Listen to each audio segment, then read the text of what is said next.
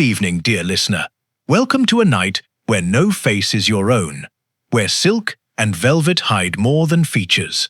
They hide secrets.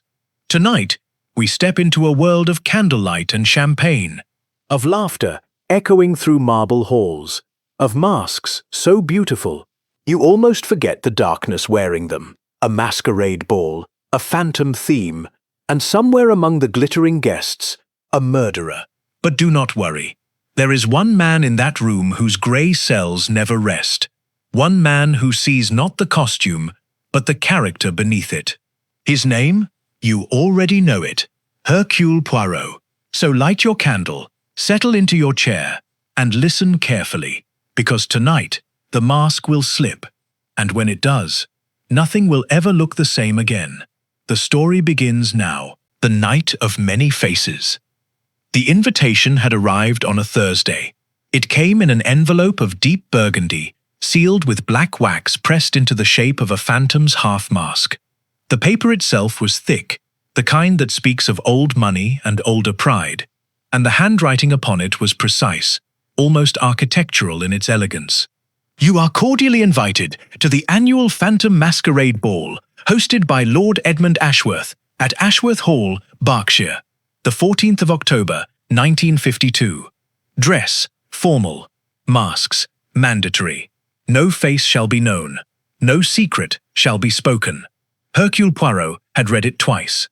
Then he had set it down upon his breakfast table, beside his tisane, and stared at it with the expression of a man who has been handed something he did not ask for and is not entirely sure he wants.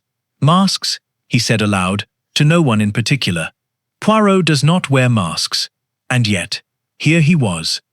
The car rolled through the Berkshire countryside as the October evening settled heavy and grey over the hills. Poirot sat in the back seat, gloved hands folded neatly in his lap, his moustaches, magnificent, immaculate, the pride of his existence, freshly waxed for the occasion. Beside him sat Captain Arthur Hastings, who was doing what Hastings did best in moments of quiet, talking. "Magnificent, isn't it?" Hastings said, peering through the rain-spotted window with boyish enthusiasm. "A proper masquerade. Haven't been to one since, must have been 38, before the war. Everyone in costume, champagne flowing, nobody knowing who's who." "Tremendous fun, Poirot." "Tremendous," Poirot repeated, without enthusiasm. Hastings turned to look at him. "You're not excited even a little?" "I am many things, mon ami. Excited is not among them." Poirot adjusted his gloves with a small, precise tug. Lord Ashworth did not invite Poirot for the champagne. "He invited me because he is frightened." Hastings frowned. "Frightened? The letter seemed perfectly cheerful to me." "The letter, yes. But the letter was not alone." Poirot reached into his breast pocket and produced a second, smaller envelope. Plain white, no seal, handwriting altogether less composed than the formal invitation. He handed it to Hastings without a word. Hastings unfolded it and read, "Poirot, I need you here. I cannot say more in writing. Come to the ball. Come masked. Come quiet. There is something wrong in this house, and I fear what the night may bring." E.A. Hastings looked up. "Good Lord!" "Précisément," said Poirot. Ashworth Hall announced itself before it came into view, first as a glow of amber light through the tree line, then as the distant sound of an orchestra carried faintly on the October wind, and finally as the thing itself, a great Edwardian manor house, rising from manicured grounds like a dowager duchess at a dinner party, certain of her own importance. Motorcars lined the gravel drive. Liveried footmen stood at the entrance with lanterns, and from the wide stone steps came the guests, moving in pairs and clusters, wrapped in cloaks and velvet, their faces hidden behind a carnival of masks, ivory and gold, crimson feathers, a silver fox, a white porcelain face with no expression at all. They drifted through the lamplight like figures from a dream, or a nightmare, Poirot thought privately. He stepped from the car and stood for a moment on the gravel, taking it all in. His own mask, arranged by Hastings after much protest, was simple black, covering the upper half of his face. He felt ridiculous. He did not say so, because there were more important things to think about. Hastings appeared beside him, wearing a mask of deep blue with silver trim, looking thoroughly pleased with himself. Rather dashing, don't you think? You look, Poirot said carefully. Comme si, comme ça. Hastings wasn't sure whether that was a compliment. He decided to assume it was. Lord Edmund Ashworth found them within minutes of their arrival, or rather, Poirot found him, because Poirot, even masked, had a quality of stillness that drew anxious men toward him like moths to a flame. He was a tall man, Edmund Ashworth, somewhere in his late 50s, with the silver hair and square jaw of someone accustomed to commanding rooms. But tonight, something in him was off, like a painting hung at the wrong angle. His smile was present, his handshake firm, but his eyes, visible above the gold half-mask he wore, moved too quickly. They swept the room, and returned, and swept it again. Poirot. He gripped Poirot's hand. Thank God. Lord Ashworth. Poirot's voice was low, calm. We shall speak privately, but not yet. First, tell me only this. Who is here tonight that should not be? Ashworth's jaw tightened. He leaned slightly closer. Her name is Vivienne Marchand. She arrived 3 days ago as a guest of my nephew Gerald. I did not invite her. I do not know her. And yet, he stopped. And yet? Poirot prompted. And yet she moves through this house as though she owns it. His voice was barely above a whisper now, as though she is looking for something. Poirot nodded slowly. He did not press further. There was a time for questions and a time for watching, and the evening was still young. Enjoy your ball, Lord Ashworth, he said pleasantly. Poirot will enjoy it also. The ballroom of Ashworth Hall was a spectacle designed to make the breath catch. 2 stories high, its ceiling was painted with scenes of Venice at Carnival. Gondolas on dark water, figures in masks, lanterns reflected in the canals. Chandeliers hung in cascades of crystal, throwing light that fractured and danced across the polished floor. The orchestra, 10 pieces, tucked into a raised gallery, played a Viennese waltz with practiced precision, and below them, the masked guests turned and turned, in patterns of silk and shadow. Poirot stood at the edge of it all and watched. This was, if one were honest, where Poirot did his finest work. Not running about. Poirot was not a man who ran about, but standing quite still, observing, letting the room reveal itself to him. He watched how people moved, who avoided whom, who smiled too widely, who kept their back to the wall. Hastings had already drifted toward the refreshment table, which was exactly where Poirot expected him to be. Poirot's gaze moved slowly across the room. There, a young man near the fireplace, Gerald Ashworth presumably, with the restless energy of someone who had made a decision he was no longer entirely comfortable with. He wore a red domino mask and held his champagne glass too tightly. There, an older woman in black silk and a white mask trimmed with pearls, seated near the window, watching the dancers with an expression that was not quite pleasure and not quite contempt, but somewhere precisely between the two. There, a man in a dark coat and a plain leather mask, who stood alone near the far wall, not drinking, not dancing, not speaking to anyone, simply watching, as Poirot himself was watching, which was, in Poirot's experience, always worth noting. And there, moving through the room, with the ease of someone entirely at home in it, a woman. She wore a gown of deep emerald green, and her mask was black with a single red rose at the temple. She was perhaps 30, perhaps a little older. It was difficult to say. She moved through the crowd the way a ship moves through water, smoothly, deliberately, without appearing to exert any effort at all, and yet everything adjusted itself around her passage. This, Poirot knew without being told, was Vivienne Marchand. He watched her pause beside Gerald Ashworth. He watched the young man's tension ease slightly, just slightly, at her approach. He watched her laugh at something, touch Gerald's arm, and then move on without looking back. He watched the man in the leather mask, across the room, track her movement with his eyes. Intéressant, thought Poirot. He accepted a glass of champagne from a passing footman, took a small sip. It was very good champagne, he noted, credit where credit was due, and continued to watch. The orchestra played on, the candles flickered, the masked figures turned and turned beneath the painted Venetian sky. Outside, the October wind moved through the Berkshire Hills, and in Ashworth Hall, on the night of the Phantom Masquerade, the evening that would end in murder was only just beginning. The Phantom's Ball begins. By 9 o'clock, Ashworth Hall was full. Not merely full in the way that rooms become full, chairs occupied, corners claimed, but full in the deeper, more complicated sense.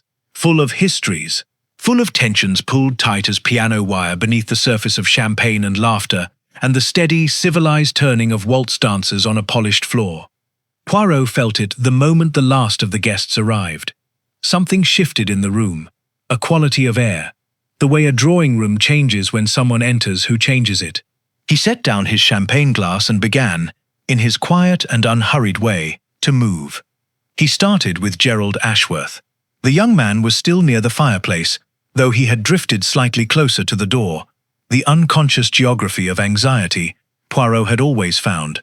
Men who were comfortable stayed where they were. Men who were frightened drifted toward exits. A magnificent evening, Poirot said pleasantly, arriving beside him. Gerald startled slightly. Oh yes, magnificent. He looked at Poirot with polite blankness. Have we met? I am a friend of your uncle's, Poirot said. You brought a guest this weekend, I understand. Miss Marchand.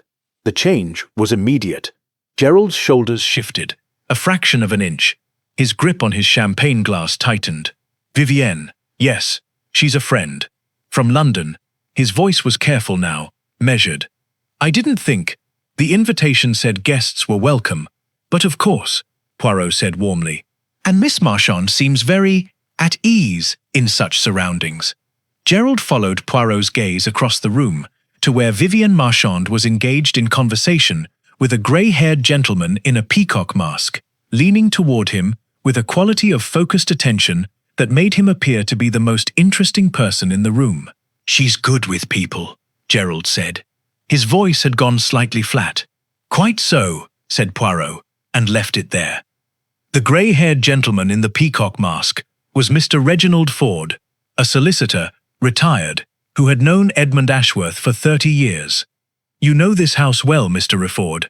Poirot asked. Oh, very. Knew the late Lady Ashworth. He smiled faintly. Edmund carries on the tradition beautifully. His eyes moved across the room with comfortable authority.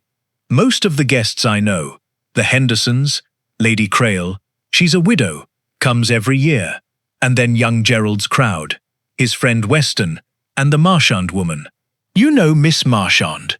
Met her this evening for the first time. His tone shifted, almost imperceptibly. Charming, of course. Very charming. The of course was doing considerable work in that sentence. But, Poirot offered gently. Ford looked at him. Behind the peacock mask his eyes were sharp, sharper than his easy manner suggested. But nothing. I'm an old man who's seen a great many charming people. He smiled, the smile containing a considerable amount of unspoken thought. Enjoy the ball, monsieur. Poirot, said Poirot. Something moved across Ford's face. Recognition, quick and then controlled. Ah, he said. And then, after a pause, I see. The woman in black near the window was Lady Elspeth Crail, and she did not appear to want to be spoken to, which was precisely why Poirot spoke to her. The music is very fine this evening, Poirot said, settling beside her. It is adequate, she said. Her voice was dry and precise. It was different when Helena was alive. The house felt different. And now? Her gaze moved, slowly, deliberately, across the room. Now there are people in this house who should not be in this house. She paused. I don't make accusations. I observe. She turned to him. I don't know your name. Poirot. She looked at him more carefully. Edmund did say he'd invited someone discreet. She did not elaborate. She simply turned her gaze back to the room and said, Watch the green dress. I have been watching the green dress, Poirot said, since I arrived."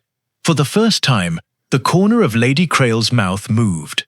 Not quite a smile, but the nearest thing to one her face appeared to permit. "Then you are already ahead of most people in this room," she said, "which I suspect is exactly where you prefer to be." Oliver Weston stood alone near the far wall. Poirot placed himself at an angle, near the refreshments table, and observed. Weston was watching Vivienne Marchand.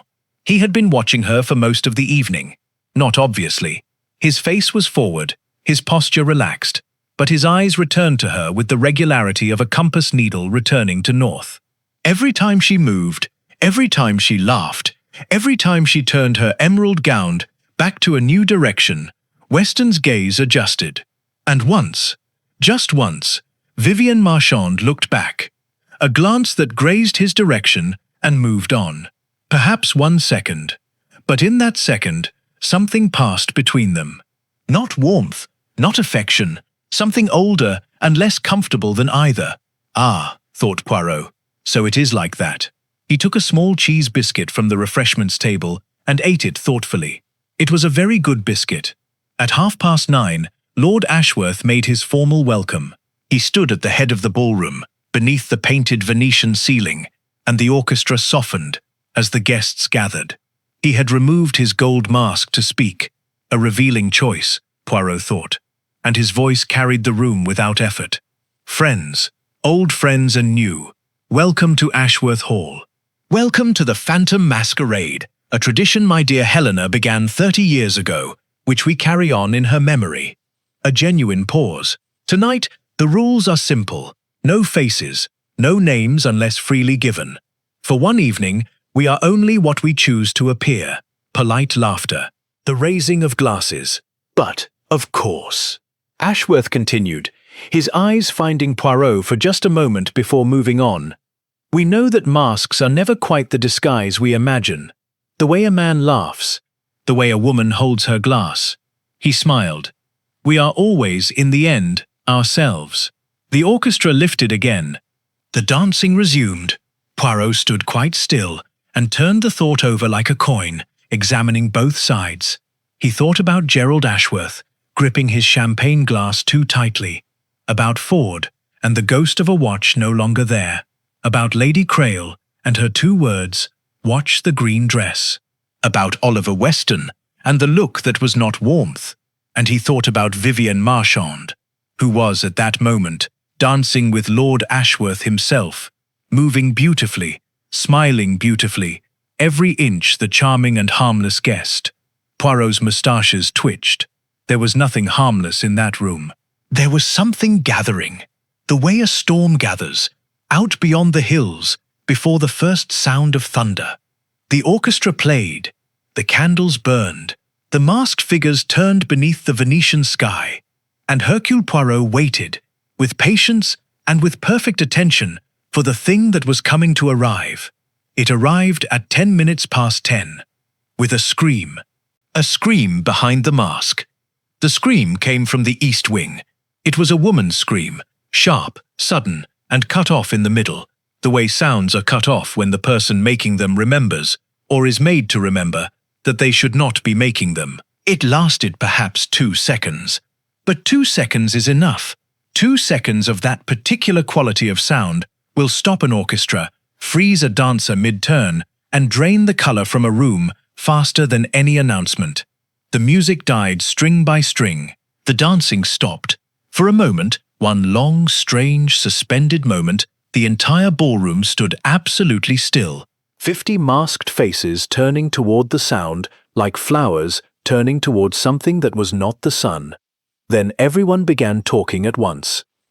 Poirot was already moving. He had been standing near the east side of the ballroom when it happened. Not by accident, because Poirot did very little by accident, and he reached the corridor door before most guests had fully processed what they had heard. Behind him, he was aware of Hastings calling his name, of Lord Ashworth's voice rising above the general noise with the authority of a man used to being listened to, of footmen appearing from nowhere in the way that well-trained footmen do. The east corridor of Ashworth Hall was long and panelled in dark oak, lit by wall sconces that threw more shadow than light. Poirot moved along it quickly for Poirot, which was not the same as quickly for most men, but was more purposeful than it appeared. His patent leather shoes silent on the Turkish runner that ran the corridor's length. He counted doors. First door, a sitting room, dark, undisturbed. Second door, a library, its smell of leather and old paper drifting into the corridor, also dark. Third door, standing open. Poirot stopped. He did not rush through it. He stood in the doorway for 3 full seconds, an eternity in a moment like this, and looked. It was a study. Lord Ashworth's, by the character of it, a large mahogany desk, bookshelves floor to ceiling, a cold fireplace, 2 leather armchairs positioned before it, a drinks cabinet against the far wall, one of its crystal decanters tipped on its side, amber liquid spreading slowly across the silver tray beneath it, and on the floor, between the desk and the nearer armchair, a man. He was on his back. He wore evening dress, black, immaculate, the white of his shirt front very bright in the sconce light from the corridor. His mask, a plain half-mask of dark grey, had been pushed up in his fall and sat crookedly above his forehead, giving him an expression of faint, posthumous surprise. He was quite obviously dead. Poirot stepped into the room. He did not touch anything, not yet. He stood perhaps 3 feet from the body and looked with the full and careful attention that he brought to everything that mattered, which was the same attention a painter brings to a canvas, or a musician to a score. The man was somewhere between 45 and 55. He was not, so far as Poirot could determine, anyone he had observed in the ballroom this evening, which was, of course, complicated by the masks. Medium height, dark hair, silvering at the temples, a small scar, barely visible, above the left eyebrow. His hands were at his sides, the right one slightly open, the left closed around nothing, but closed with the tension of a man who had been holding something.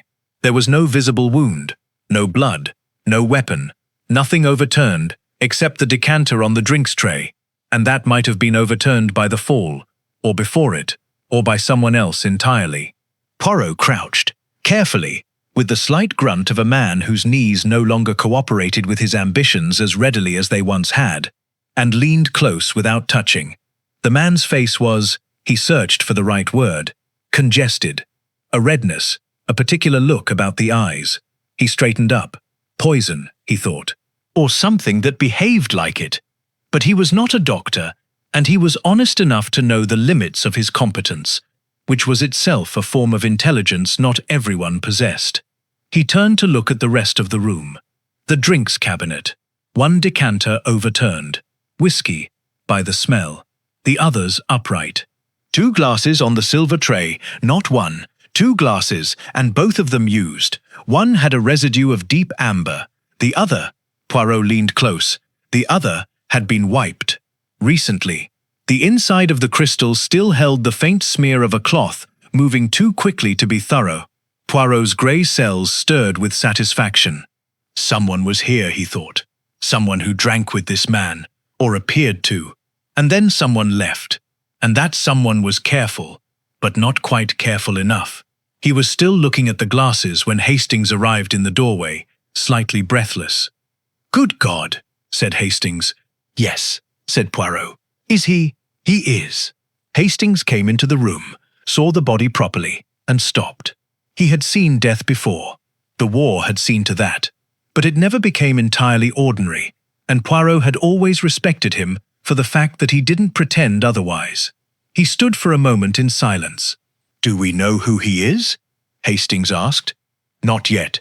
Do not touch anything, mon ami." "Of course not." A pause. "Should I?" "The police? Lord Ashworth will have called them, or will call them. But yes, find him. Find Ashworth, and tell him quietly. Quietly, Hastings. There is no benefit in panic."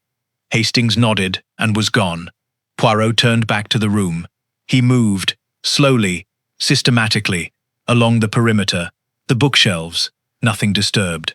The desk, papers, a letter opener, a blotter with the ghost of recent handwriting pressed into it that he would want to examine in better light. The fireplace, cold, no recent fire. The window. He crossed to it and checked. Closed, but not latched.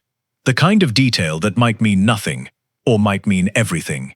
He stood at the window and looked out at the October dark for a moment. Then he looked down at his own hands, at his gloves, and frowned. He had been so intent on the room that he had not, immediately, noticed what was missing from his own thinking. He had looked at the body and thought poison and moved on. But he had not looked, not really looked, at the dead man's expression. He turned back. He crossed to the body again and looked at the face properly this time, at the eyes especially, and he realized, with the small internal adjustment of a man correcting his own course, that he had been too quick. The congestion he had noted, yes, it was there, but there was something else also. A mark, very faint, at the side of the neck, partially hidden by the shirt collar. He had missed it the first time. He noted the fact without pleasure.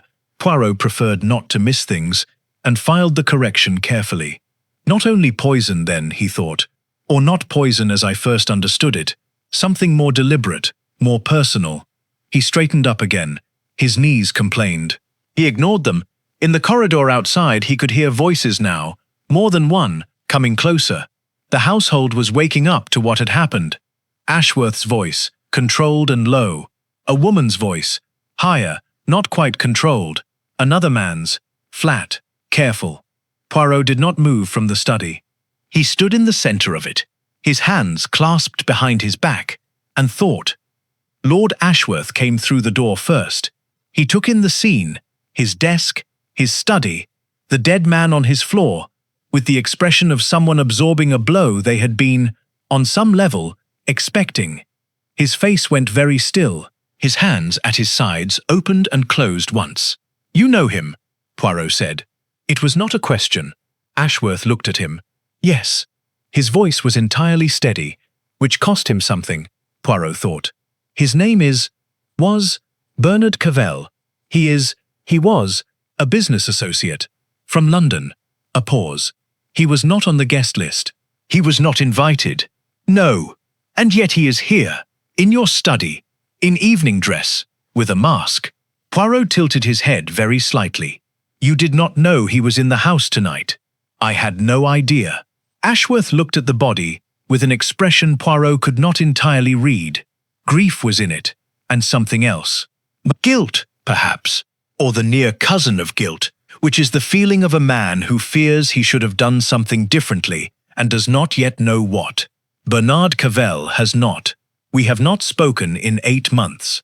There was a dispute, a business matter. What kind of dispute? Ashworth was silent for a moment. The kind, he said at last, that solicitors become involved in. Poirot nodded slowly. He stored this, as he stored everything, without comment. The woman's voice in the corridor had belonged to a young housemaid named Agnes, who had been the one to scream. She was 17, small, and had gone the color of the corridor walls. Hastings, with the uncomplicated kindness that was his great virtue, had found her a chair and a glass of water, and was talking to her in the steady, gentle manner he used with frightened people and nervous horses. Poirot joined them briefly. The girl had come to the study, she explained, in fragments, her breath still uneven, to restock the coal scuttle. She had seen the door open, seen the light from the corridor falling across the floor, and seen, she paused here, pressed her lips together, seen the hand, just the hand at first from the doorway. Then she had stepped in far enough to see the rest, and she had screamed, and then she had run. Did you see anyone in the corridor? Poirot asked. Before you reached the study. Anyone coming away from that direction? Agnes thought. Her hands were wrapped around the glass of water. There was. I thought I heard footsteps. Before I got there, someone walking fast, but I didn't see anyone. She looked up. The lights in the corridor are not very bright, sir, and everyone's in costume tonight. If someone was in a dark costume, she stopped. I'm sorry. I should have looked more carefully. You saw exactly what you were meant to see, Poirot said gently. You did nothing wrong. Thank you, Agnes. He straightened and turned to Hastings. Someone was in that corridor, he said quietly, coming away from the study. In the dark, in a costume. He paused. Which means they are almost certainly still in the house. Still masked, still, to every outward appearance, simply a guest enjoying the ball. Hastings stared at him. You mean the murderer is still in the ballroom? I mean, Poirot said carefully, that the murderer may be still in the ballroom. Let us not be premature. But yes, mon ami, I think it is probable. He went back to the study one final time before the local police arrived. He wanted another look at the desk, at the blotter specifically. He took out his small pocket torch. He carried one always, a habit of long standing, and angled the light across the blotter's surface. Pressed writing. Someone had written here recently, with enough pressure to leave a ghost. He tilted the torch, shifting the angle, and the impression resolved itself, partially, imperfectly, into something he could read. A name, or the beginning of one. The first 4 letters only, because the paper had been torn away at that point, torn deliberately, he thought, quickly, not cleanly. Vivi. Poirot looked at those 4 letters for a long moment. Then he switched off the torch, straightened his cuffs, and walked back toward the ballroom. His expression, had anyone been looking closely, was thoughtful. And beneath the thoughtfulness, beneath the composed and careful exterior that Poirot always presented to the world, something that might, in a less disciplined man, have become excitement. The grey cells, he thought with a small private satisfaction, are awake. The little grey cells awaken. The police arrived at 11 o'clock. They came in the form of Inspector George Radwell, of the Berkshire Constabulary.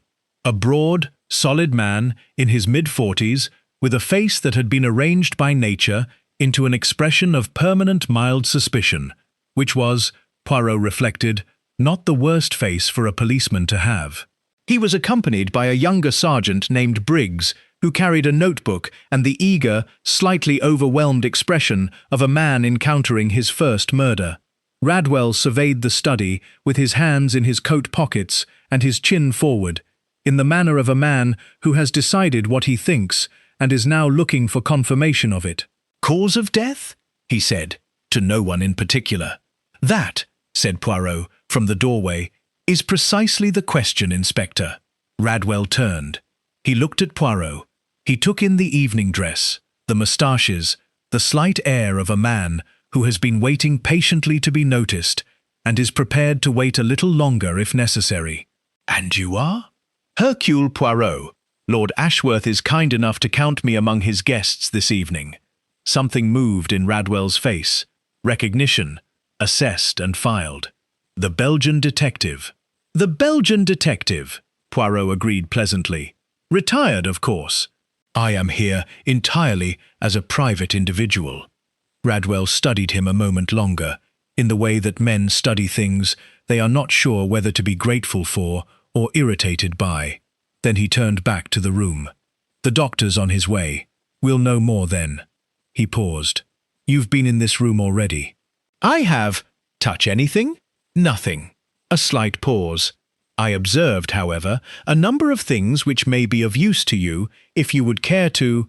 I'll form my own observations first, Monsieur Poirot, Radwell said, not unkindly. Then we'll talk. Poirot inclined his head. But of course. He withdrew to the corridor with the gracious composure of a man who is not remotely offended, and settled in to wait. Hastings found him there 5 minutes later. How's Radwell? Hastings asked, with the slightly lowered voice of a man in a house where something has happened. Competent, said Poirot, within his limits. High praise from you. It is the truth, which is worth more than praise. Poirot folded his hands. Hastings, while I was occupied, you were in the ballroom. Tell me what you observed. Hastings straightened slightly. He always did, when Poirot asked him to report. It was one of the things Poirot found genuinely endearing about him. Hastings took being useful seriously. Well, Hastings said. The general panic, obviously. Lot of confusion when the scream happened. People not sure whether to stay or go. That sort of thing. Ashworth got it under control fairly quickly. Credit to him. And the guests specifically, who was where when the scream came, Hastings thought. Gerald Ashworth. He was near the south end of the ballroom, I'm fairly sure. He went pale as anything when the scream happened. His companion, the marchand woman, she was... He paused. Actually, I'm not sure where she was at that precise moment. I lost track of her just before it happened. I know she'd been dancing, and then the music stopped for a moment. The orchestra took a short interval around 10, and I think she stepped away. I can't say where to. And Weston, the man in the leather mask? I noticed him near the corridor door just after the scream, which might mean nothing. Lots of people moved toward the sound. Or it might mean a great deal, Poirot said. Continue. Lady Crail hadn't moved. She was still in her chair by the window when I looked. Ford, the solicitor, I actually spoke with him briefly just before it all happened. He was at the drinks table. You are certain of Ford? Yes, well. Hastings paused. I spoke to him at roughly 10:05. The scream was at 10 past. So there's 5 minutes I can't personally account for. Poirot nodded slowly. Good, Hastings. This is good work. Hastings looked pleased, in the way he always looked pleased when Poirot said that. Briefly, warmly, trying not to show it too much. What are you thinking? I am thinking, Poirot said, about 5 minutes. About the time it takes to walk from the ballroom to the east corridor. About the time it takes to pour 2 drinks, to introduce something into one of them, to wait, and to leave. He paused. It is not very long, 5 minutes, but it is long enough. He returned to the ballroom at 11:30. Inspector Radwell had, with brisk efficiency, requested that all guests remain on the premises until statements had been taken. This announcement had produced the predictable reactions: indignation from those who wished to appear uninvolved, poorly concealed anxiety from those who had reasons for it, and from a small number, the steady, the experienced, or the genuinely innocent, simply a quiet acceptance. The orchestra had been dismissed. The ballroom felt different without the music, larger somehow, and colder, the painted Venetian figures on the ceiling looking down with expressions that seemed less festive now than watchful. The guests had arranged themselves in the loose groupings that frightened people arranged themselves into, clusters of mutual reassurance, islands of careful distance. Masks had been lowered or removed entirely. Radwell had asked for it, as a matter of identification, and faces were visible now for the first time all evening. It was, Poirot reflected, rather ironic. It had taken a murder to unmask them. He stood in the doorway and looked. Gerald Ashworth sat in a chair near the unlit fireplace, leaning forward with his elbows on his knees, staring at the floor. His red domino mask dangled from one hand. He looked younger without it, and considerably more frightened. Vivienne Marchand stood near the windows, composed and straight-backed, her black mask held loosely at her side. Without it, her face was striking. Not beautiful in any conventional arrangement, but vivid, strong cheekbones, dark eyes that were very still, a mouth that gave nothing away. She was watching the room with an attention that Poirot recognized, because it was the same attention he himself brought to rooms. She was, he thought, assessing. Oliver Weston sat alone near the far wall, the same wall he had occupied most of the evening. His leather mask was on his knee. Without it, his face was sharper than Poirot had expected. Lean features, a set jaw, eyes that moved carefully from person to person and occasionally settled on Vivienne Marchand with an expression that was, in the unmasked light of a shaken ballroom, easier to read than it had been on the dance floor. It was the expression, Poirot decided, of a man who knows something and has not yet decided what to do with the knowing. Lady Crail had not moved. She sat in her chair like a woman who has decided that if the mountain will not come, she has no obligation to go to it. Her white porcelain mask lay in her lap. Her face, revealed, was sharp-featured and pale, and she was watching Vivienne Marchand with an expression so still it was almost geological. Reginald Ford stood near the drinks table, away from the drinks themselves, Poirot noticed, as though he had placed himself there by habit and then thought better of the association. He had removed his peacock mask and was turning it slowly in his hands. His face was composed, but his eyes, when they moved moved too quickly for a man who had nothing to think about. Poirot began with Gerald. He drew a chair close and sat, something he would not normally have done, preferring to stand at the slight psychological advantage height provided. But Gerald Ashworth was a young man in a state of some distress, and Poirot had found, over many years, that sitting communicated things that standing could not. "You knew Bernard Cavell," Poirot said. Quietly. No preamble. Gerald looked up. His eyes were red at the rims. Not tears yet, but the precondition of them. Yes, through my uncle, mostly. Business. I'd met him perhaps 4 or 5 times over the years. Were you aware he was here tonight? A pause. A pause that lasted precisely 1 second too long. No, Gerald said. I had no idea. Poirot waited. Gerald pressed his lips together. I didn't know he'd come to the house specifically tonight. I knew he and my uncle had some sort of difficulty recently, but Bernard wasn't. I wouldn't have expected him to. He stopped. To what? Poirot asked gently. To do something like this. To just appear. Uninvited. Gerald shook his head. It seems so unlike him. He was a careful man. Methodical. Careful men, Poirot said mildly, sometimes do incautious things when they are desperate. He let that sit for a moment. Your friend, Miss Marchand, how long have you known her? The shift in Gerald's posture was subtle but present. About 6 months. We met in London at a gallery opening. A mutual friend introduced us. And you brought her here this weekend to meet your uncle, among other things. Gerald looked away. Vivienne knows a great many people. She moves in. She has connections. I thought it might be useful for certain matters. What matters? Gerald was quiet for several seconds. Outside the window, the wind had picked up, and Poirot could hear it moving through the grounds, the particular sound of an October night that has turned serious. My uncle has been having difficulties, Gerald said at last. Financial. Not ruinous, nothing like that, but he's needed assistance. Capital. I thought Vivienne might know someone who could help. Poirot looked at him for a long moment. And does she? She said she might. Gerald's voice had gone very flat. She said she was working on it. He found Vivienne Marchand at the window. She turned as he approached. Not quickly, not with surprise, but with the unhurried composure of a woman who had been expecting him for some time, and had prepared herself accordingly. Monsieur Poirot, she said. Her English was precise, with the faintest trace of something underneath it. French? Belgian? He could not quite pin it, which was itself interesting. I wondered when you would come to me. You know who I am. I made it my business to know, when I saw you arrive. She looked at him directly. Gerald told me his uncle had invited a detective. I assumed that was you. A slight pause. You are very recognizable, even in a mask. The moustaches. Poirot touched his moustaches with a brief, involuntary satisfaction. Then he collected himself. You were not in the ballroom when the scream occurred.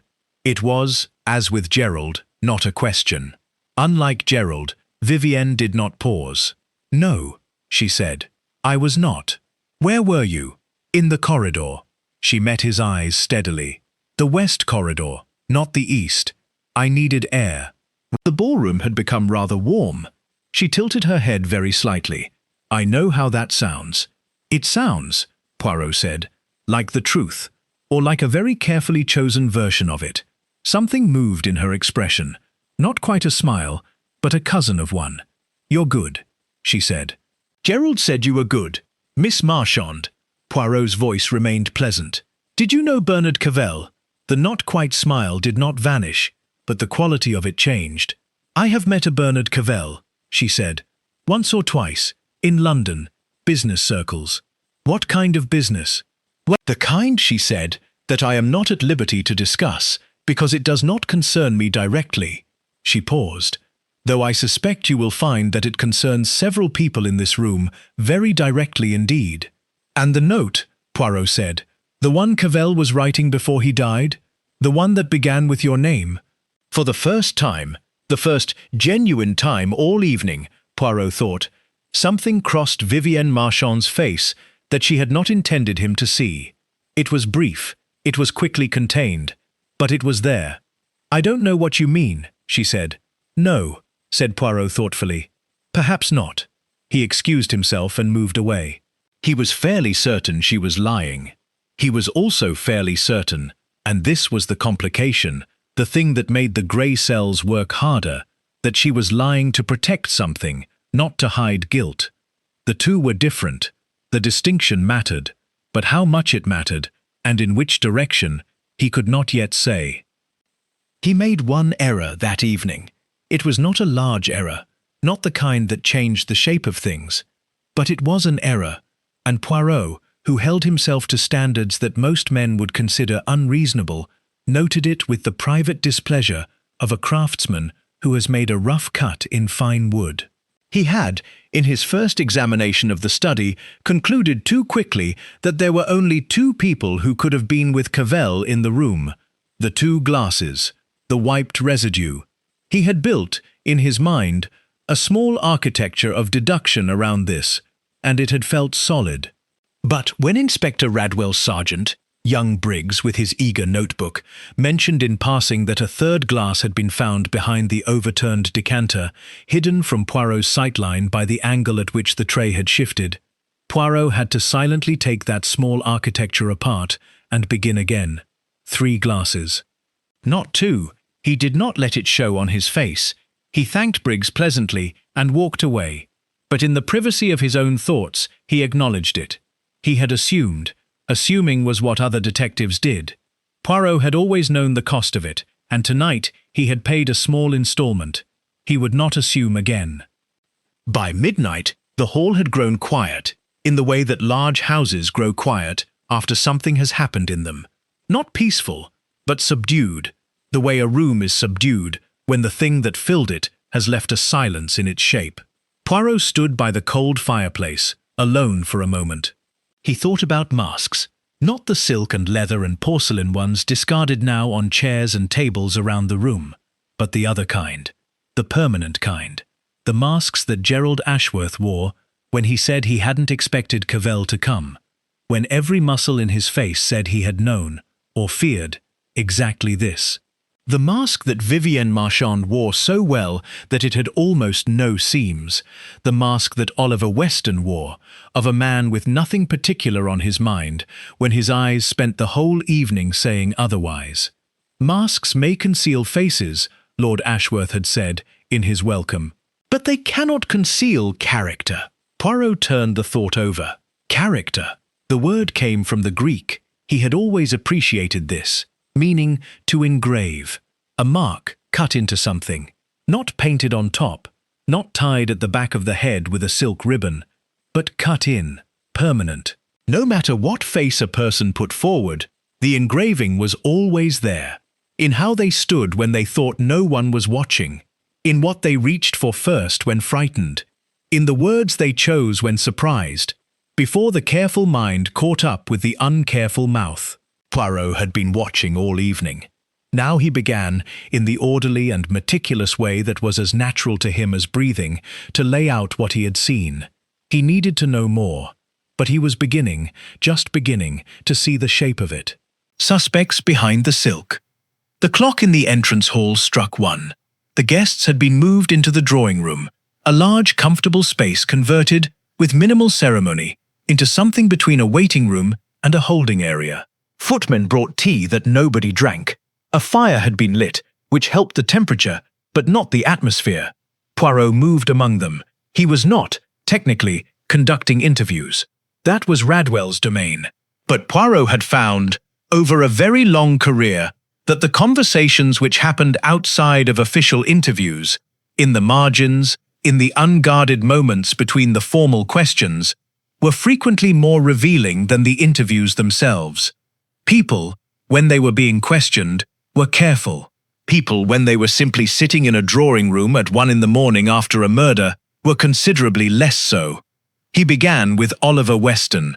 Weston was seated apart from the main group, the quieter, more genuine separation of a man who simply prefers his own company to the company of people he has no use for.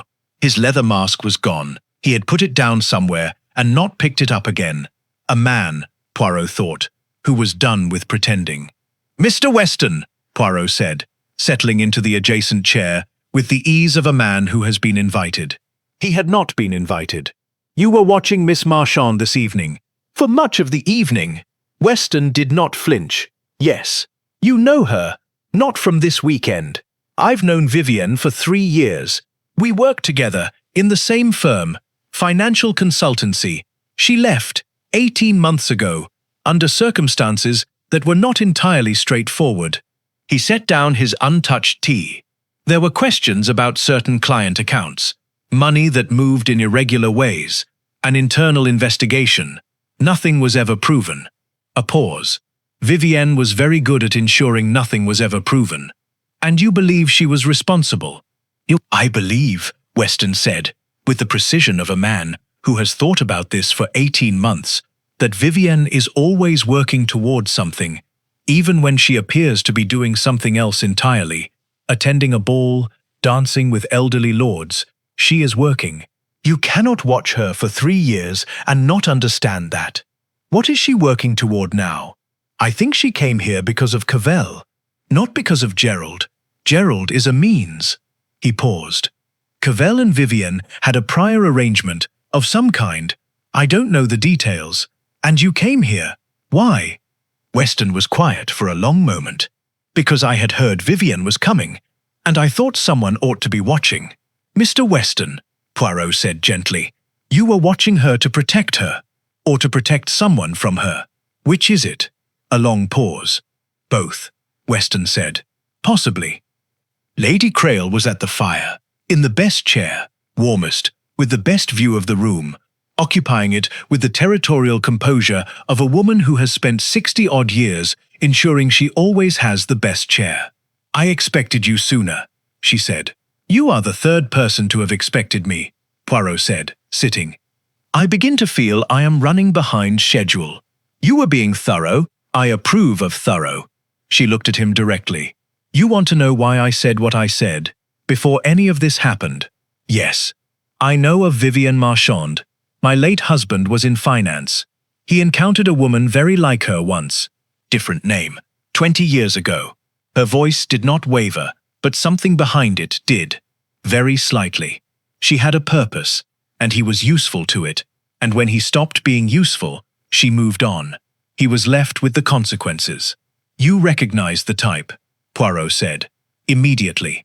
That kind of woman does not attend a country ball out of social pleasure. She attends because there is something here she wants." Lady Crail turned from the fire. "And Cavell, I'd met him, years ago. A man clever about money and not particularly clever about anything else. The most dangerous kind of clever to be. You think your cleverness protects you, right up until it doesn't. Where were you at 10 minutes past 10? She looked at him with an expression combining mild offense with complete understanding. "In that chair by the window, where I had been for the better part of 2 hours. Ask anyone." "I will," said Poirot. He meant it. Reginald Ford came willingly when Poirot detached him. The willingness of a man who has been waiting for this specific conversation and is relieved to have it initiated. "I should have said something earlier," Ford said, before Poirot had spoken. "When you mentioned Cavell, I know more than a name." He turned the peacock mask over in his hands. "I retain certain clients, for whom I handle long-standing matters. Edmund Ashworth is one of them. I had understood as much. Then you may understand that there is a legal matter between Edmund and Cavell. A business arrangement from several years ago that went badly. Edmund believes Cavell defrauded him." He hesitated. "The figure involved is considerable. Enough that if it had gone the wrong way in court, Edmund would have been forced to sell the Hall, his family home." A pause. "Helena is buried in the grounds." "It is everything. Everything," Poirot agreed quietly. Ford nodded. "One more thing. Earlier, when I heard your name, I said I see. I said it because I understood why Edmund had really invited you. He knew Cavell might come. He didn't tell me.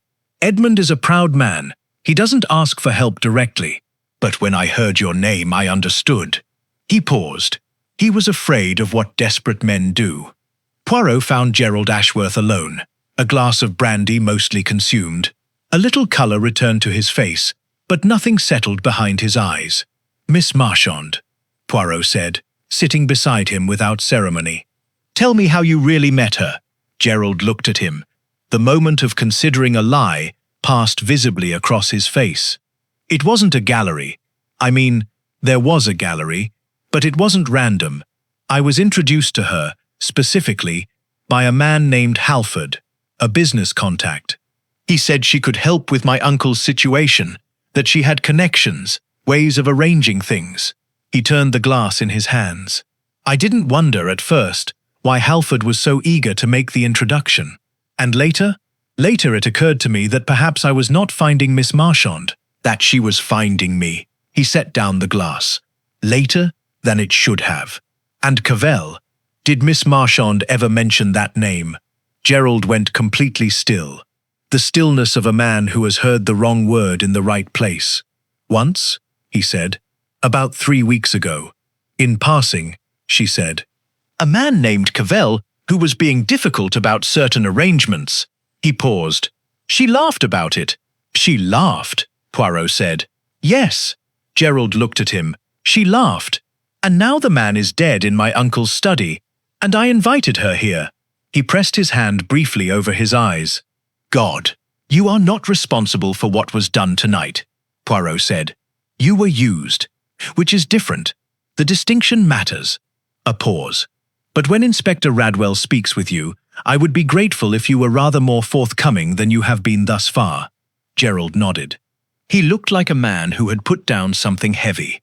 Poirot returned to the center of the room and let his mind arrange things, not forcing them into a shape, but spreading them loosely, the way a good hand arranges cards, letting the natural groupings emerge. Bernard Cavell, dead in Edmund Ashworth's study, uninvited, in costume, which meant he had chosen the ball deliberately, one night when the house would be full of masked strangers.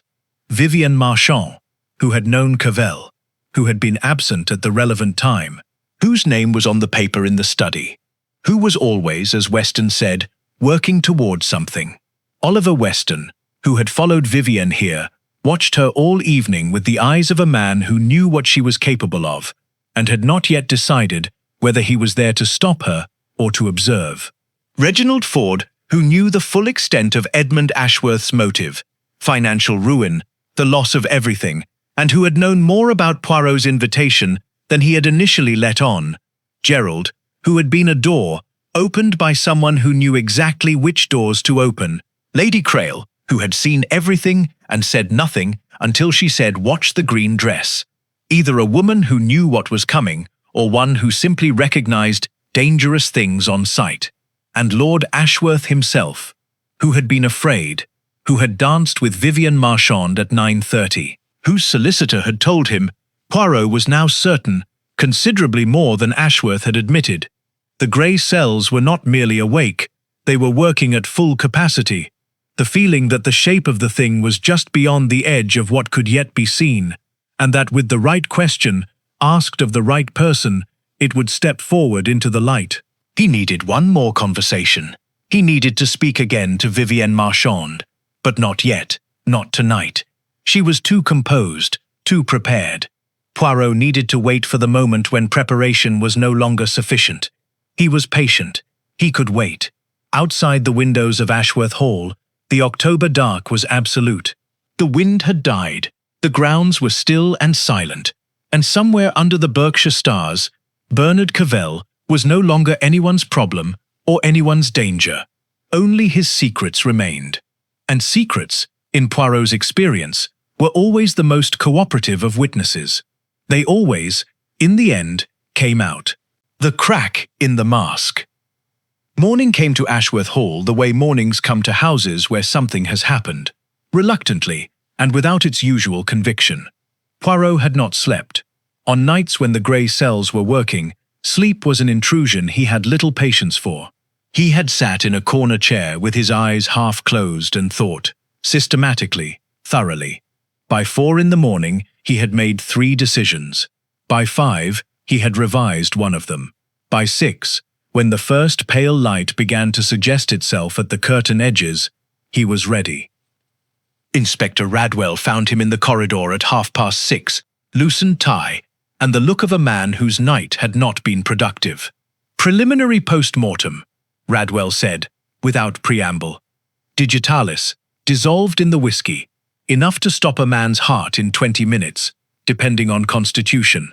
But also, he paused, bruising at the neck, consistent with a hand. Someone held him while the poison did its work.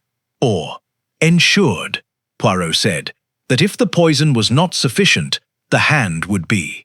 Yes, someone not taking chances. They walked in silence for a moment. The third glass, Poirot said, behind the decanter. Has it been examined? Clean, wiped thoroughly, more thoroughly than the other. No residue, no prints. Radwell glanced at him. Staged, you think? I think everything in that room was arranged by a mind that thinks several steps ahead. The wiped glass, the overturned decanter, the torn paper, the unlocked window. Poirot folded his hands behind his back. The window was not used as an exit. It was left as a suggestion of one, to imply someone from outside the party entirely. Radwell stopped walking. So the murderer is definitely one of the guests. The murderer wanted it to appear they might not be, Poirot corrected gently, which points in the same direction. He found Vivienne Marchand in the morning room, alone. She had somehow managed to look composed at 7 in the morning after a night in a drawing-room chair. Shadows under her eyes that no amount of composure entirely conceals, but straight-backed, a cup of coffee beside her, looking out at the grey October garden. She heard him come in, but did not turn immediately. I knew you'd come back, she said, to the window. Some things do not need to be said explicitly. Poirot sat across from her and did not speak. He left the silence for her to fill. Most people, given silence, filled it. What they filled it with was frequently more useful than anything they would have said in response to a direct question. Vivienne Marchand looked at him. She did not fill the silence, which told him something also. She had thought through her situation and arrived at a position she believed was defensible. Tell me something true about Bernard Cavell, Poirot said at last. He was not a good man, she said. Intelligent, charming, occasionally generous. But he used people, consistently and without reflection.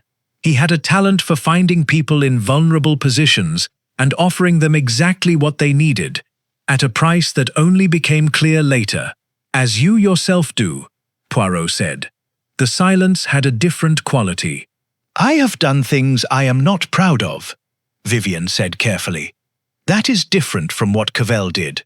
I have never destroyed anyone. There is a line, Monsieur Poirot, and Cavell crossed it repeatedly. What did he do to you? Poirot asked. Specifically. The crack appeared then. It was small, quickly closed, but Poirot had been waiting for it, and he saw it. A fractional shift in her expression, something older and less managed than everything she had shown him until now. 4 years ago, she said, her voice very controlled. There was a colleague of mine, younger, talented. He had developed a financial model, original work, several years of his life. Cavell became aware of it and took it, claimed it as his own. When my colleague attempted to dispute it, Cavell produced forged documentation, impeccable forgeries. My colleague had no resources to fight it in court. A pause. He lost everything. His career, his reputation. He is not well. He has not been well for some time. And you have been gathering evidence, Poirot said, against Cavell.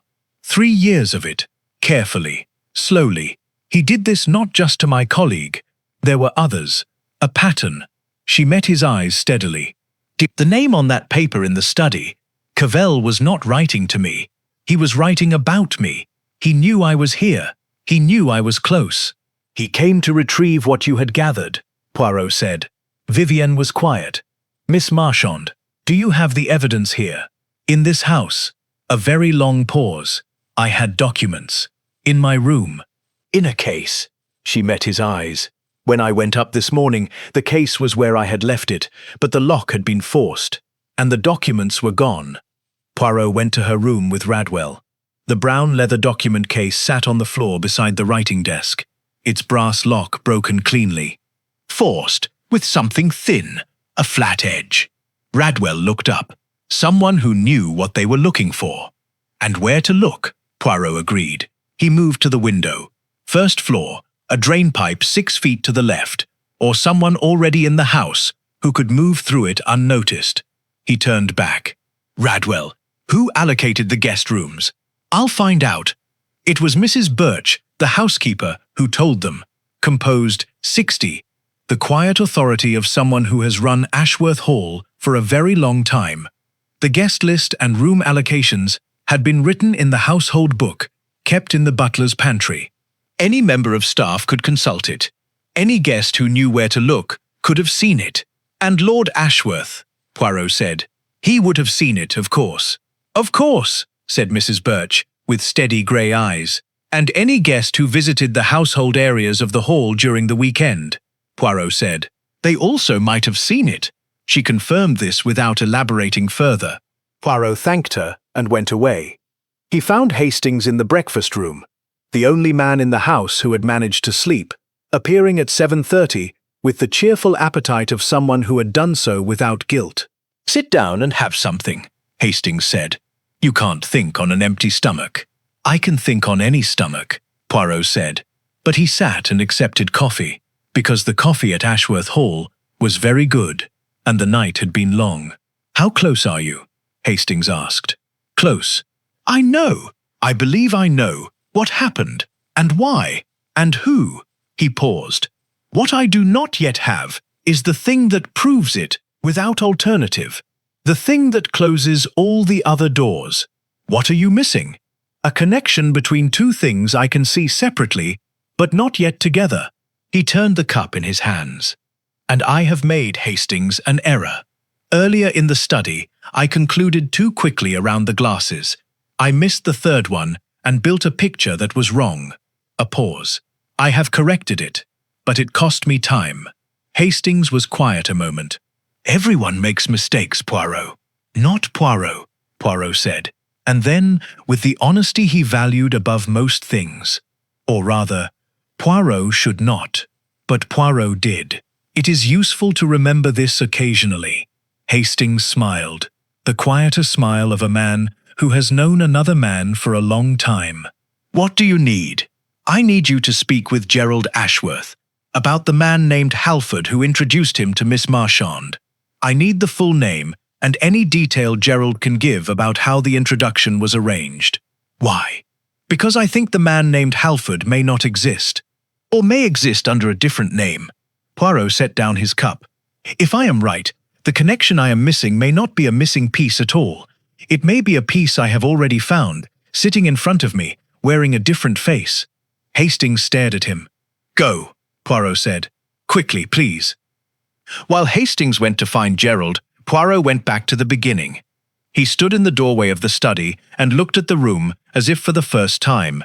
Then he held each person in his mind, one by one. Gerald, Vivienne, Weston, Ford, Lady Crail, Ashworth. What each had said and what each had not said. The gestures, the tightened jaw, the eyes that moved too quickly, the watch chain with no watch. He stood in the corridor and thought about it for a long time. Then Hastings returned. His face told Poirot most of what he needed to know before a single word was spoken. Gerald gave me the full name, Hastings said, slightly breathless. Robert Halford. But Poirot, I asked Ashworth's secretary, who has access to all the household correspondence. There is no Robert Halford anywhere in it. No, Poirot said. There would not be. But Gerald described him. Middle-aged, grey-haired, very at ease with people, easy manner, someone who seemed to know a great many people without being particularly memorable himself. Poirot looked at Hastings. Hastings looked at Poirot. Ford, Hastings said quietly. Ford, Poirot agreed. Poirot's trap. Poirot did not go immediately to Ford. This was the moment when lesser investigators made their most common error, the moment of revelation, when the natural human response was to act, to confront, to arrive with the triumphant energy of a man who has solved the puzzle. The problem with confronting a clever person before you were entirely ready was simple. Clever people, when confronted without complete evidence, did not confess. They adjusted, they shifted, and the next time you came to them, the door you had found was bricked up. Ford was a solicitor. He had spent 40 years understanding exactly how much a person was required to admit, and how little could be proven without the right evidence. Poirot needed the right evidence. He went instead to Lord Ashworth. He found him in the estate office, a small practical room behind the library, the kind where real work happened rather than the appearance of it. Ashworth was standing at the window. He turned when Poirot entered, looking considerably older than he had the night before. "I need something from you," Poirot said, drawing a chair, "without the omissions you included in our previous conversations." Ashworth moved to the desk and sat, not in the way of a man taking command, but of a man who is very tired and needs to be sitting down. "What do you need?" "The business dispute with Cavell. All of it." Ashworth's hands rested on the desk, quite still, the hands of a man who has decided to stop holding on. "Bernard Cavell was my partner. 12 years ago. A joint venture, property development. We each brought capital. The business did well for 7 years. Then it became apparent that capital I believed was jointly held had been used by Cavell, our business assets, as security for his own private arrangements, without my knowledge or consent. The flat contained anger of a man who has lived with something long enough that it has become part of the furniture. When those arrangements failed, I was the one standing in the open. The liability was mine, or so the paperwork suggested." "The paperwork that Cavell had arranged," Poirot said. "Yes, I engaged Ford. He reviewed everything and told me the documentation was very well constructed. That challenging it would be expensive and uncertain." He paused. "I did not settle. I should have understood then that Ford was not entirely acting in my interest." "When did you begin to suspect him?" 6 weeks ago. He urged me strongly, with pressure behind it, to settle. He said the legal position had changed, that the settlement Cavell was offering was, in the circumstances, generous." Ashworth looked at his hands. "It felt wrong, but I couldn't say why." He looked up. "So I wrote to you, and I told no one you were coming, except—" He stopped. "Except," Poirot said quietly. "I left your letter on this desk for 20 minutes on Thursday morning while I spoke with Mrs. Birch. Anyone who entered this room in those 20 minutes would have seen it. And Ford was in the house on Thursday. He arrived Thursday morning. He said he wanted to discuss the settlement before the weekend guests arrived." Silence settled between them. "He knew I was coming," Poirot said. "Yes," said Ashworth. "I believe he did." Poirot sat with this for a moment.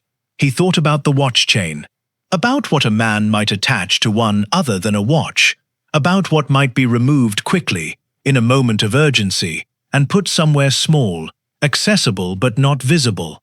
The thing that had forced Vivienne Marchand's document case had been something thin with a flat edge. Poirot stood up. "Lord Ashworth, does Ford have a room in the house this weekend?" "The Blue Room, 2nd floor, East Corridor. I need to look in it. With Radwell, now." He found Radwell and explained what he needed in the fewest possible words. Radwell, who had developed overnight a working respect for Poirot's thinking, did not argue. The Blue Room was neat, the deliberate neatness of a careful man. Evening clothes folded over the chair. The leather travelling bag closed and clasped beside the wardrobe. Poirot did not touch the bag. He moved to the dressing table. The small collection of items a man empties from his pockets, coins, a handkerchief, a pen, the peacock mask placed precisely at the centre. And there, beside the coins, almost among them, a small flat implement, brass, perhaps 3 inches long, tapered to a thin edge at one end. A paper knife, the kind attached to watch chains in the Victorian fashion. Antiquarian, the sort of thing a solicitor of the old school might carry. Radwell leaned close. That would do it. That would force the lock on the document case without leaving significant marks. "Yes," said Poirot. He thought about Ford carefully removing it from his watch chain during the evening and placing it here among his coins, where it would look, if anyone looked, like simply another personal effect. Almost convincing. "We need a full examination," Poirot said. "And the documents taken from Miss Marchand's case, they will be somewhere in this room or still on his person." He went back downstairs. Hastings was waiting with the expression of a man who knows something is about to happen and is not sure of his role in it. "Is it Ford?" Hastings said. "It is Ford. But he is not the simple thing, Hastings. He is the mechanism by which the simple thing was done." Poirot paused, thinking aloud. "Cavell's death. I do not believe Ford committed it himself. He arranged. He provided information. He told someone that Cavell would be in that study, provided the means. The poison dissolved in the specific decanter he had known for 30 years Ashworth kept for private meetings." He paused. "And he arranged for Vivienne Marchand to be here. Through Gerald, through the fiction of Halford, because her presence would provide a suspect, with a motive and a documented history of antagonism toward Cavell. If she were arrested, the evidence she had gathered would disappear." "Two birds," Hastings said. "Two birds." Poirot was quiet a moment. But who was actually in the study with Cavell? That is the part that took longest to settle. Hastings waited. "Lord Ashworth," Poirot said. At Hastings' expression, he raised a hand. "Listen. Ashworth received a note during the ball, sent via a footman or left somewhere he would find it, telling him Cavell was in his study. That if Ashworth did not meet with him tonight, the process of seizing the Hall's assets would begin on Monday morning. So he went. He went, with 12 years of damage and grief pressing on him, and what happened in that room was not planned by Ashworth, but it was used by someone who knew it might happen, who had arranged for it to happen." Poirot's voice was quiet but precise. "Ford knew Ashworth. 30 years. He knew what Ashworth was capable of when pushed beyond a certain point. He knew that if Cavell appeared in this house, on this night, the result might be exactly what it was. So Ford planned it without getting his hands dirty. The rage and the action are Ashworth's. The poison was Ford's, dissolved in the decanter, poured by Ashworth who did not know what was in it." He paused. "Or perhaps Ashworth knew more than he is telling me. That is the part I am still not certain of. He set the trap at 9:30 in the morning. He asked Mrs. Birch to bring the principal guests, Ford, Weston, Vivienne Marchand, Gerald, Lady Crail, to the library. Not the drawing room where they had spent the night, but the library, Ashworth's territory, surrounded by the evidence of a family's history. He asked Radwell to be present, with Briggs and his notebook. He asked Lord Ashworth to be present also, and he asked Hastings to stand near the door, not to block it, but Hastings near a door had a way of making people feel that leaving would require more explanation than staying. They came in and arranged themselves, the familiar groupings of the night before, but looser, tireder, the costumes creased and the masks long abandoned.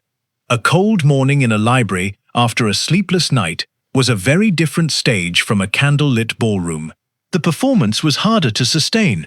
Poirot stood before the fireplace and looked, for a moment, at each face. Gerald, pale and quiet. Vivienne Marchand, composed but acutely watchful. She knew something was coming. Weston, arms folded, expression giving nothing away. Lady Crail in the best chair, of course, with the stillness of a woman who has survived difficult rooms before.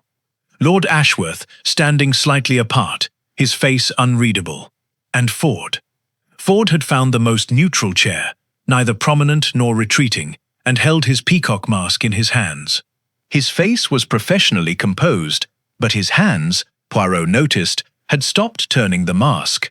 They were very still, the stillness of a man who has heard a step on the stair and is waiting to see what comes through the door. "Thank you all for coming," Poirot said. "Pleasant, conversational.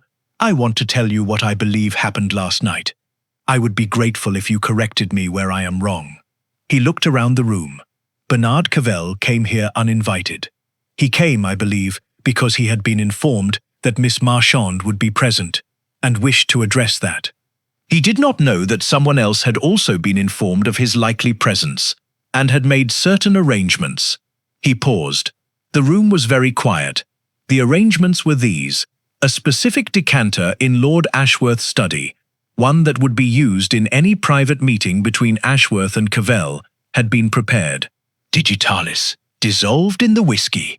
Not enough, perhaps, to guarantee death alone, but enough, combined with other things, to make death probable. He let this settle. Cavell arrived in the study. He was met by Lord Ashworth.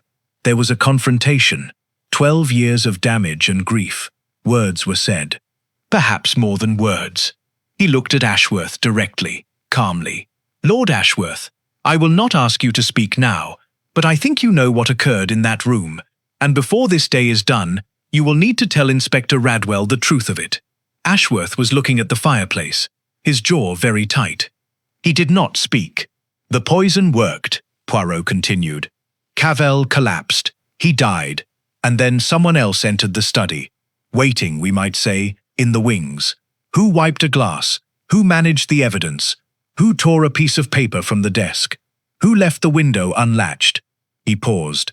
And who then took a small brass implement from a watch chain, went upstairs to a specific guest room whose location had been noted in the household book, and removed documents which were dangerous to certain interests? He turned. He looked at Ford. The room turned with him. Ford's hands were still. His face immaculately composed, but his eyes, behind the composure, had changed. The easy sociable light that had been in them all evening was gone. What remained was something older and cooler. He was looking at Poirot the way a chess player looks at the board when he understands that he has, despite everything, lost. The paper knife, Poirot said. On your dressing table, Mr. Rimford. Among your coins, where it would look like simply another personal effect. The implement used to force Miss Marchand's document case. He paused. I would very much like to know where those documents are now. A silence. Ford looked at Poirot for a long moment. Then he looked at Lord Ashworth. Something passed between them. Not quite an apology, and not quite an accusation, but containing elements of both. The look of two men who have known each other for 30 years, and have, in the space of one terrible night, become strangers. Edmund, Ford said, very quietly, I want you to understand. I thought it would save the house. I thought— Don't, said Ashworth, very quietly. Don't. Ford closed his mouth. He set the peacock mask down on his knee. He looked at his hands. Inspector Radwell stood up. The face beneath. The arrests were made quietly.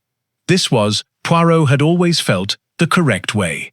There was a school of thought that the culmination of a murder investigation ought to have the quality of theatre, dramatic revelations, the criminal cornered and snarling. In Poirot's experience, the reality was considerably quieter, and considerably sadder. Radwell took Ford first. The old solicitor went without resistance. He stood when Radwell approached, straightened his jacket with the automatic precision of a man particular about his appearance, and walked to the library door with the composure of someone who had completed an internal transaction with himself and arrived at whatever was on the other side of it. At the door he paused. He turned and looked at Poirot. You are very good, he said, his voice entirely steady. I had hoped, when I read your name on Edmund's letter, that you would be distracted. By the woman, by the obvious. He paused. I underestimated the moustaches. Poirot inclined his head. The moustaches, he said gravely, have never yet let me down. And Forder went out. Lord Ashworth did not go immediately. There was a long, quiet conversation between Ashworth and Radwell in the corner of the library, while the other guests remained seated. Poirot could not hear the words. He did not need to. He could read the shape of it in Ashworth's posture, the slow and painful unburdening of a man setting down something very heavy, the stiffness giving way by degrees, the shoulders, the jaw, the hands, finally unclenched. The truth, when it came out, was this. Ashworth had received a note during the ball, slipped under the estate office door. Cavell was in his study. If Ashworth did not meet with him tonight, the paperwork to seize the Hall's assets would be filed Monday morning. Ashworth had gone. With 12 years of rage and grief carried inside him like water behind a dam, he had found Cavell in his study, in his house, among the things that Helena had chosen and touched and loved, and the dam had broken. There had been a confrontation, physical, brief. Ashworth had seized Cavell by the throat, not long, not hard enough, he believed, to kill, and Cavell had pushed him back and reached for the drinks tray, pouring 2 glasses of whiskey with shaking hands. A man reaching for the civilized gesture when the civilized thing had collapsed. They had both drunk. 20 minutes later, Cavell was dead. Ashworth had not understood, at first, what he was seeing. He had thought the physical confrontation had caused it, that his hands had done it. He had stood in his own study, looking at a dead man, and believed himself a murderer. He had fled. He had returned to the ball and stood among his guests and tried to breathe, and then the scream had come. He had had no idea that what he had drunk alongside Cavell had been poisoned, that Ford had put it there, that he himself had survived only because his constitution had processed the digitalis at a rate that left him with nothing more than a persistent headache he had attributed to shock. He had been, in the fullest and most terrible sense, used by a man he had trusted for 30 years. When Radwell finished, Ashworth looked, not at the inspector, not at Poirot, but at the portrait above the fireplace. Helena Ashworth, painted in 1938 in a yellow dress, her expression containing the warmth of a woman entirely at home in the world she occupies. He looked at her for a long moment. Then he straightened and nodded, and went with Radwell. The library, emptied of its principles, felt very large. Vivienne Marchand was the last to leave. She sat for a moment after the others had gone, her face finally and fully unguarded in the way faces become when the audience has departed. She looked tired. Not the ordinary tiredness of a sleepless night, but the deeper tiredness of someone who has been carrying something for a long time and has not yet been given permission to set it down. Poirot sat across from her. "The evidence you gathered," he said. "Radwell will recover it from Ford. It will be examined. The cases against Cavell's other victims may yet be remediated." He paused. "I cannot promise outcomes in legal matters, but the evidence will be in the correct hands." Vivienne looked at him, her dark eyes very steady. "His name is Paul," she said. "Paul Renard. He is in Paris. He has not worked in 3 years." A pause. "He was the most gifted analyst I have ever known. He trusted the wrong people, as most gifted people eventually do." "As most people eventually do," Poirot said. "Gifted or otherwise." She was quiet for a moment. Then, very slightly, she nodded. "You knew," Poirot said, "when I spoke to you this morning, that I was not yet certain of everything. You could have redirected me, further toward yourself as a suspect. Bought time." "Yes, you did not." "No." Her voice level, self-aware without being self-flagellating. "I am many things, Monsieur Poirot. I have done things I am not proud of. I have moved through rooms as though I owned them when I had no right to be in them at all. But I did not kill Bernard Cavell, and I will not protect the person who did at the cost of an innocent man." A pause. "Even a not entirely innocent man. What will happen to him?" she asked. "Ashworth. That will be for the courts to determine. He did not plan it. He did not know the whiskey was poisoned. The physical confrontation, what his hands did and did not cause, will be examined." Poirot paused. "He is not a villain. He is a man who was pressed past a point and broke, and who was then used by someone who had arranged the pressing deliberately." "There is a difference," Vivienne said. "There is always a difference," Poirot agreed. "It does not always change the outcome, but it always matters." He found Oliver Weston in the entrance hall, collecting his coat. "Ford," Weston said, as Poirot descended the stairs. "Ford," Poirot confirmed. Weston nodded slowly. "And Vivienne. Free to go. She will need to give a full statement. She will cooperate. She'll cooperate." A pause. "She's not what I thought she was, for a long time. I came here to watch her. I believed she was dangerous. Now I think she is capable of dangerous things in the service of something that isn't entirely selfish. He looked at Poirot, which is a more complicated thing to know about a person. Most true things about people, Poirot said, are complicated. Weston picked up his bag. Goodbye, Monsieur Poirot. Goodbye, Mr. Weston. Poirot paused. You came here because you knew something was wrong, and you did not look away from it. That is not a small thing. Weston looked at him for a moment. Then he walked out into the grey October morning. Lady Crail left last, and with the least ceremony. She came down the stairs with her black coat on, her bag in hand, her white porcelain mask tucked under one arm. She had decided to keep it, for reasons she preferred to keep private. She stopped in front of Poirot. Well, she said, you found it. We found it together, in a sense. Your instruction was not without value. She studied him. Did you suspect me? Briefly, he said. Diplomacy would have insulted her. In the first hour, you knew too much too quickly. I had 20 years of watching Edmund trust the wrong people. One acquires pattern recognition. She paused. You are a good detective, Monsieur Poirot. More honest than most. About your mistakes. Poirot thought of the third glass, of the too quick conclusion, of the small private acknowledgement in the small hours that the grey cells, for all their reliability, were not infallible. One tries, he said. Lady Crail almost smiled, the nearest approach her features made to the expression. Helena would have liked you, she said. She always appreciated a man who could admit when he was wrong without making a performance of it. She picked up her bag. Good day, Monsieur Poirot, and she walked out. Hastings found Poirot sitting on the front steps of Ashworth Hall at 11:30. He was sitting very still, coat on, gloves on, hat on his knee. The October morning had resolved itself into something almost peaceful. Pale sun through the clouds, the Berkshire hills in their autumn colours, the gravel drive quiet now that the last police vehicle had gone. Hastings sat beside him. For a little while, neither of them spoke. Is it finished? Hastings said. For us, Poirot said. For others, no. For Ashworth, it is very far from finished. For F. Ford, the legal process is only beginning. For Miss Marchand's colleague in Paris, perhaps it is beginning to finish. Perhaps. He paused. These things are never entirely finished, Hastings. You stop the immediate thing, you find the truth of it, and then the consequences proceed, and you are not there for most of them. Do you mind that, not being there for the rest of it? Poirot thought about this honestly. When I am a younger man, I mind it more. The tidy conclusion. I want it very much. He turned his hat over in his hands. Now I understand that the tidy conclusion is a vanity. Reality does not resolve tidily. People do not resolve tidily.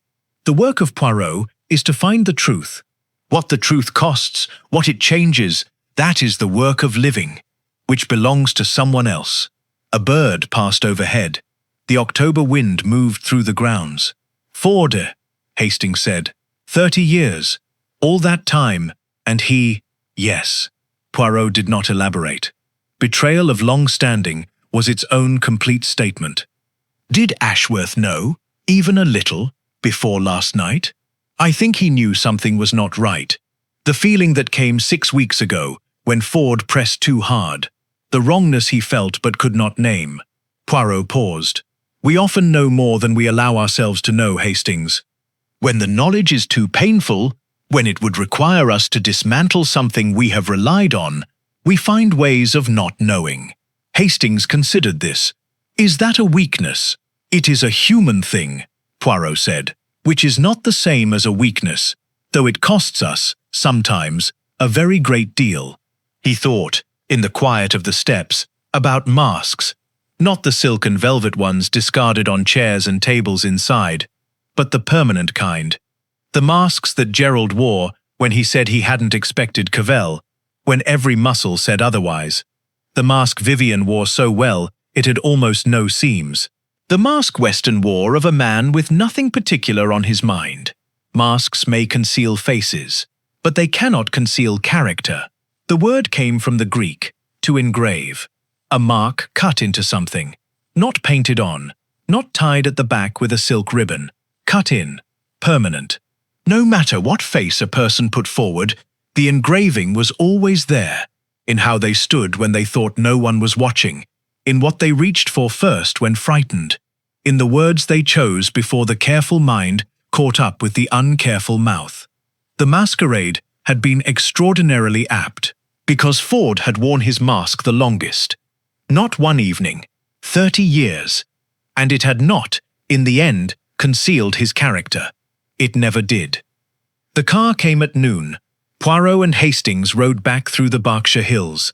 The October afternoon settled into its pale, quiet light. Hastings drove well and did not talk, which was a gift he sometimes gave Poirot without knowing it. After perhaps 20 minutes, Hastings said, "The moustaches." Poirot said. What Ford said. Was that sincere, or a last performance? Poirot considered. Both, he said at last. Ford was a man of intelligence. He recognized intelligence in others. At the end, even at the end, that recognition was genuine. He touched his moustaches briefly. It is possible to admire the instrument that catches you, Hastings. It does not happen often, but it is possible. Do you admire him, Ford? No, Poirot said. Simply without heat. He used a man's love for his home and his grief for his wife as a mechanism for murder. There is nothing in that to admire, but I understand him, which is different and necessary. He turned back to the window. The hills moved past. Next time someone sends me a masked ball invitation, Poirot said, after a while, I will have a headache. Hastings laughed. The uncomplicated laugh of a man grateful to be on the other side of something difficult. You say that every time. Every time, Poirot agreed, with great feeling and very little genuine regret. The grey cells will not permit it. In Berkshire, behind them, Ashworth Hall stood in its grounds in the October afternoon. The ballroom empty. The chandeliers still, the painted Venetian figures on the ceiling looking down at the polished floor in silence. The gondolas, the masked figures, the carnival that had been there 30 years and would perhaps be there still when the current troubles had passed and become history. In the grounds, in a quiet corner where the old oaks grew and the light came through differently, a headstone of grey stone stood among the grass. Helena Mary Ashworth, 1901-1948. Beloved. The October wind moved through the oaks above her. The leaves came down. And somewhere in Paris, in a small apartment above a boulangerie on a street that smelled of coffee and cold stone, a man named Paul Renard sat at a desk he rarely used anymore and waited, without quite knowing he was waiting, for something to change. The telephone, when it rang that afternoon, would be the beginning of the change. He did not know that yet, but it was coming.